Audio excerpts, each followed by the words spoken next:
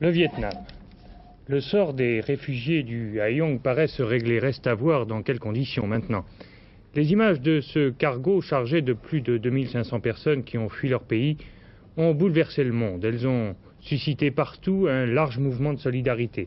En France, vous le savez sans doute, mais il n'est pas inutile de le répéter, un comité français, un bateau pour le Vietnam, s'est créé pour venir en aide aux réfugiés.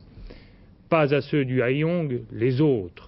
Des dizaines de milliers d'autres qui ont fui le Laos, le Cambodge, le Vietnam et tentent de trouver un asile précaire en Thaïlande ou en Malaisie.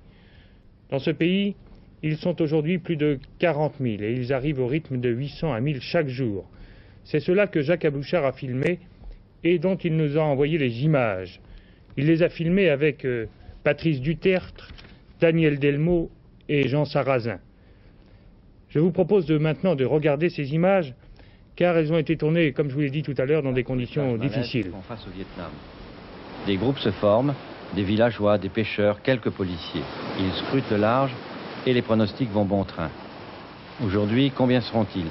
Combien de Vietnamiens vont encore venir s'échouer sur les côtes de la Malaisie? Car l'exode est maintenant ininterrompu. Nous voici sur une plage de la mer de Chine où arrivent les Vietnamiens qui fuient leur pays.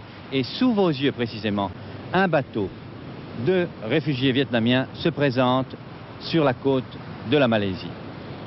Alors parfois il y a des naufrages, des accidents qui font des morts, comme en témoigne cette épave sur cette plage. Mais pour la première fois, nous avons pu approcher d'une de ces embarcations chargées de réfugiés vietnamiens quelques heures à peine après son entrée dans les eaux territoriales malaisiennes. C'était un groupe de Vietnamiens d'origine chinoise, les plus nombreux dans la vague actuelle de ceux qui choisissent l'exil. Pour obtenir le droit de s'entasser dans ce modeste caboteur et de dériver sur 700 km vers la Malaisie, ils ont dû verser le prix fort, une moyenne de 10 000 francs par personne. Le montant a été payé avant le voyage sous forme de petites barres d'or, les taels. Depuis leur ancrage dans les eaux malaises, interdiction formelle de mettre pied à terre. Il nous faut surtout des médicaments, déclare cette jeune femme. Après notre départ du Vietnam, nous avons passé 9 jours en mer. Par-dessus tout, nous avons besoin d'aide médicale.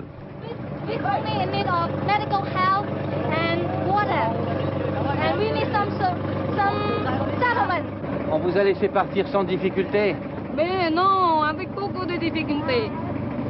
Vous êtes parti en cachette? Oui. En vous cachant? Oui. Qu'est-ce que vous attendez maintenant pour descendre de ce bateau? Je ne sais pas, mais le gouvernement malaisien nous demande un temps pour nous aider. Vous êtes arrivé ce matin? Oui, à peu près 7 heures du matin. Vous avez eu assez à manger à bord? Oh non, nous sommes très faim. Vous avez de la nourriture? Non. Pas de nourriture? Pas de nourriture. Nous mangeons rien. Les gens, est-ce que vous pouvez nous donner un peu d'eau? Un peu d'eau et un peu de nourriture? Immédiatement. Vous voulez de l'eau et de la nourriture? Oui. Il y a encore beaucoup de gens qui s'en vont du Vietnam comme vous? Beaucoup? Oui. Et la plupart mettront le cap sur la Malaisie. Depuis l'installation du régime communiste à Saigon en 1975, 200 000 Vietnamiens ont fui leur pays. La Malaisie en a accueilli plus de 50 000. C'est très nettement au-dessus de ses moyens. D'où son intransigeance au début de cette affaire du cargo Haïong. Les policiers malais arrivés à bord de leur vedette ont d'ailleurs tenté d'empêcher l'équipe d'Antenne 2 de réaliser ce reportage. Cela est d'ailleurs facile à comprendre, car un certain affolement règne à Kuala Lumpur, la capitale malaise, devant l'afflux des réfugiés sur le territoire national depuis le début de l'année. 4 000 Vietnamiens entraient en moyenne chaque mois de janvier à août. Ce chiffre passe en septembre à 7 000, grimpe à 10 000 en octobre, pour atteindre une moyenne de 1 000 réfugiés par jour depuis le 1er novembre.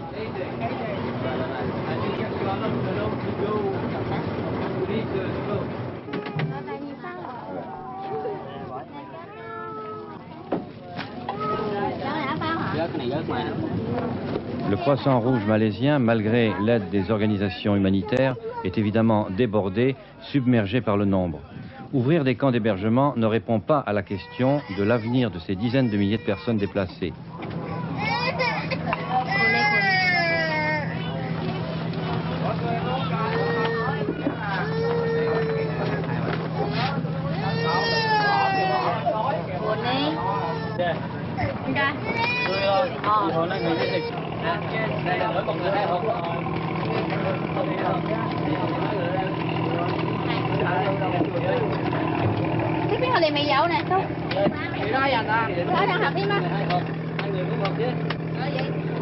À la cadence actuelle, demain, 50 000 Vietnamiens risquent de venir s'échouer chaque mois sur les plages de la Malaisie.